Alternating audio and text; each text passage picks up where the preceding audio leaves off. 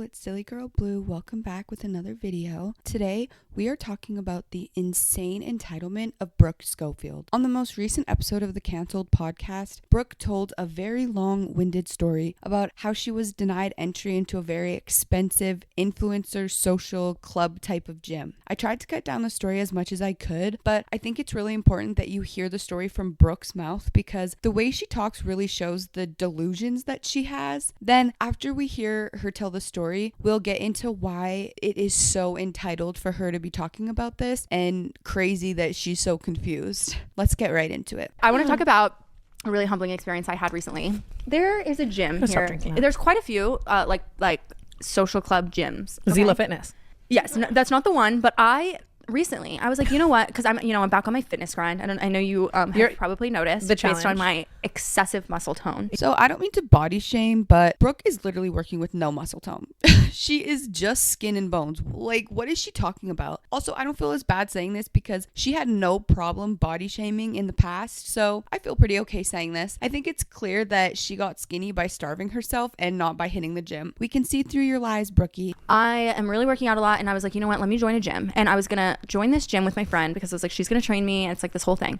And this gym that I wanted to join, it's like a really beautiful, nice gym. It's like you have to apply, whatever. Where do people get off in LA? The ironic part of Tana saying, where do people in LA get off, is the fact that Brooke was fully willing to feed into this social hierarchy by trying to get into the gym in the first place. I actually can understand having exclusive places for like really high-end celebs or high-end business people to go because it can be hard for them to get privacy in the general public. So in that sense, I can understand the need for them, but no one cares about Brooke Schofield like that. It's a membership like, I mean, I know. I guess all membership in my head, clubs it was like, I knew how expensive it was. So I was like, obviously, like if you apply, like there's a process, you probably have to interview and stuff, but like if you can pay for it, like I'm assuming that you can join. It's just like, what are the qualifications? Like, do I need to show you my cellulite and bank account? No, it's funny that you ask that. Okay. Because I tell my friend, I'm like, let's go to this gym and we'll sign up and like whatever. It is beyond funny that she thinks anyone who can afford it can go. Like, she really didn't think that they would want to check your popularity, personality, and overall digital footprint to get into a gym that literally prioritizes themselves as only having the best of the best members. Like, be so for real. Go to this gym. I'm in my fucking workout clothes because I'm going to sign up for the gym. Okay. I'm going to sign up for the gym and I'm going to work out that day. Okay. Because that's what you do. You go to the gym and you fucking sign up. Okay. All right. I walk in there. I go up to the counter. I'm with my friend and I'm like, hey, we want to sign up. And this bitch at the front literally looks at me like this. I go, hello? Like, I want to sign up. And she goes, you can't sign up. We go, what do you mean you can't sign up? Like, we want to join. She goes, I'm like, and again, I'm giving her the opportunity to tell me like, no, actually, like you have to do this. But I'm going, like, is there somebody we can talk to about signing up? She goes, we do it all online. I go, okay. There is just something so funny about Brooke being humbled by someone she probably views as beneath her because they work at a gym. Okay, and I'm in house right now. You don't have one person here who does like bolero membership. flare legging on. I have my fucking Pilates princess outfit on. You're gonna embarrass me like this? She tells me she goes, you can apply online. And I go, how? Okay, but how long does that take? Taking the sweatbands off, like she goes, all right, go. So how you long? can try Sears. Do you? I'm sorry, I keep cutting you off. I go, how long does that take? She goes, up to a month. And by the way, she's being such a fucking to me in the moment that I'm like, I want to be like, you're gonna get nobody to join this gym with this fucking attitude that you have right now. You can tell the reality check really hurt her because of all the name calling she's doing. Brooke must be seriously slow to think you can just walk into a gym that is so exclusive and sign up. I would never feed into that bullshit hierarchy stuff. And I still know that it would be more than just a walk in and sign up type of situation. Like, call ahead, girl. The entitlement in this one is crazy. The lady at the front desk has that attitude because it's you, Brooke, because you're literally a nobody. I go, okay, can I apply here? She goes, no, you have to do it online. So I go, you know what? Actually, ma'am, I'm going to sit in your lobby and I'm going to do it on my phone and I'm going to apply right here. Okay. So I do. Yeah, I don't get it. I go on their website. I put in my name, my email. You guys, I swear to God, the application process is nothing but your name, your email, and your Instagram. I hate LA. That's it. And I when it was over, I literally I felt like I just got violated because I'm like you thought it was gonna be fingerprint. I thought it was gonna be like a social club or like Soho House or something where they ask you about your profession and what do you do and what do you like to do for fun and like you know, like who do you know who goes here or whatever it is. Like where it is like a social club, but this was literally just send us your Instagram and so I'm thinking in my head like, oh, they're just gonna look at my Instagram, decide if they want me in their gym or not, and that's it. And I'll tell you why I'm really mad about it, because honestly, I wouldn't have even been complaining. Like, you would have never heard a word out of me if I got accepted, but I didn't. I didn't get accepted. I think it's good that you didn't. I though. didn't. Like, fuck but that. worse than that is I just sat there right next to Maddie and we applied at the exact same time and she got accepted and I didn't. That is so awful. But I waited this long because I'm going to write the lengthiest, craziest review Girl, about go that to dumb Planet bitch at the Fitness. front. Not her pretending to be offended that the place wants to know her Instagram following when the membership is literally $600 a month and obviously only for celebrities and influencers, which Brooke was more than happy to be a part of that gym when she thought that she was special because she has a YouTube podcast. But now that they don't want her, now they're bad. Be so for real, babe. So now that we've suffered through that, we're going to talk about the main issue that this whole story has brought to light. And an amazing TikToker by the names Jalen Smith 20 worded it perfectly.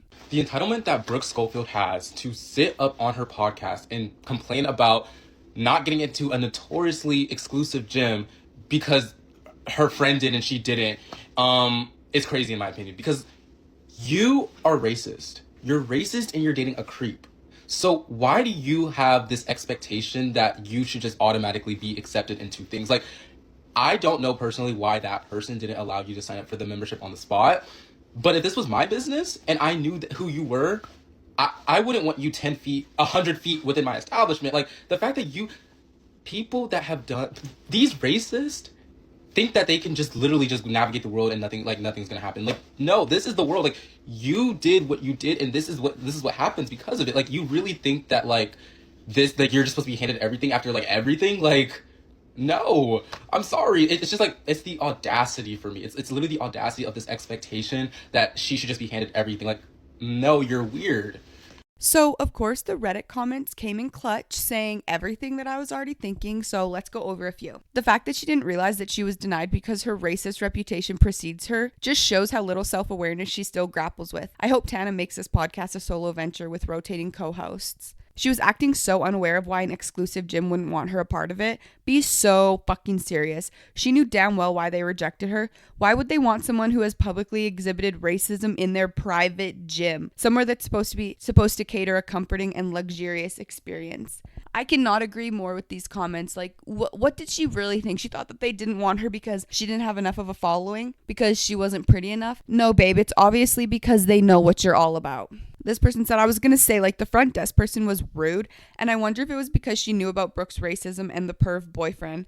I know that employees at exclusive LA places tend to be rude, but something tells me this receptionist knew who Brooke was, especially if her friend got accepted. What's crazy is Brooke thinks this is unfair and still wants to be invited on the tart trip, which, like, girl, you admitted to be racist with people of color around you, purposefully singling them out and thinking it's the funniest shit ever. Like, this is literally just getting what you deserve, getting what you did to other people. I completely agree with all of those Reddit comments. Like, Brooke is delusional to think whatever reason she thought why she didn't get accepted, or if she just thought that like she didn't have enough following or didn't have the look. No, babe, this is the reason why. So if you don't know about Brooke's racist past, it is honestly horrible. It's horrific. We're going to talk a little bit about like two of the main ones to me that really just sent me over the edge, even though there's endless amounts of tweets from her that are disgusting. The first one that really bothers me is she retweeted a terrible tweet referencing Michael Brown. Michael Brown was an 18-year-old who was shot and killed by a police officer named Darren Wilson. So Michael Brown is, of course, a black man, and Darren Wilson was a white police officer. The story goes that Brown and his friend Dorian Johnson were out one night when allegedly Brown attacked Wilson while Wilson was sitting in his police cruiser and tried to gain control of his service pistol. However, Johnson claims that Wilson initiated the confrontation by grabbing Brown by the neck through the police cruiser window, threatening Brown, and then shooting at him twice. After the alleged altercation, Wilson and Johnson both stated that Johnson and Brown started to flee after the first two shots were fired. And this is where the two stories differ again. Wilson claims that Brown stopped fleeing and started charging at Wilson, whereas Johnson stated that Brown turned and put his hands in the air in surrender after Wilson shot at his back. Witnesses to the shooting claim that Brown had his hands up and begged, "Don't shoot." Wilson ended up firing 10 more shots, 6 of them hitting Brown until he unfortunately fell to the ground lifeless. Now, because of the complete racist nature of America, the witnesses' stories and Johnson's stories were not enough proof, and Wilson ended up getting off completely. Meanwhile, an 18-year-old man just starting his life was left lifeless, along with a tarnished reputation because a white police officer chose to racially profile Johnson and Wilson. Brooke Schofield then thought it would be so funny to repost a tweet comparing Michael Brown to a gorilla. Truly, truly disgusting behavior when someone's life ended in this ordeal. A human being's life, a young man's life, somebody's son, somebody's brother, somebody's friend. If that wasn't disgusting enough, Brooke then also tweeted about the Trayvon Martin and George Zimmerman altercation that ended in the murder of 17-year-old Trayvon Martin. This story goes that while Trayvon was returning home from a 7-Eleven after buying some Skittles, this poor kid just went out to get some Skittles, Zimmerman, a 28-year-old neighborhood watch volunteer, spotted Trayvon and called the police hotline to say that he saw someone suspicious. And the police literally told Zimmerman not to follow Trayvon. Yet Zimmerman did not listen and instead approached Trayvon. A violent altercation ensued,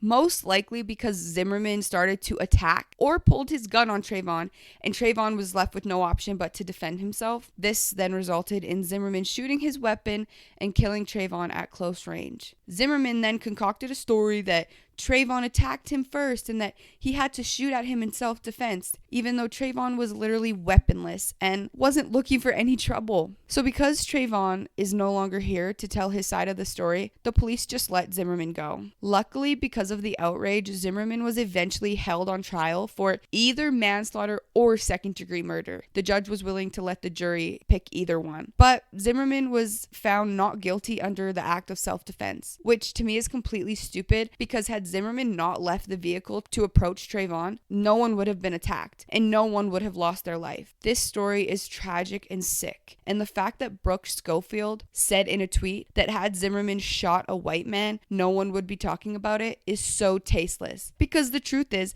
had Zimmerman actually shot a white man, he probably would have been in jail that same night. The racism and injustice in America is truly sickening and undeniable, and Brooke Schofield being a sick, twisted bitch is also undeniable. Brooke is also dating this guy named Miles Teller, who I guess is like a celebrity son. I don't even know. He's a literal nobody. He has been notoriously known for befriending women in their teens. There's this whole thing that like he dated this girl and there's posts about it, but some people say that on Reddit like it was a fan account that was shipping them. But nonetheless, whether he dated these girls or not, the picture proof that he's hanging out with them when they were minors and he was like 25 to 28 is enough to know that he's a sick man, and Brookie claims him as her own. So if the racism wasn't enough, she also supports men that groom teenage girls. Back to those Reddit comments from before, I too would not want anyone with Brooke's behavior in my business because she is not an inclusive person and does not view all human beings as equal. So it's no surprise to me that they did not accept her into their gym while knowing her past, especially when they probably have a diverse group of people that use that gym and that pay a lot of money to work out in a safe and judgment-free environment. Let me know if you all hate Brooke Schofield and her annoying, I'm better than everyone else and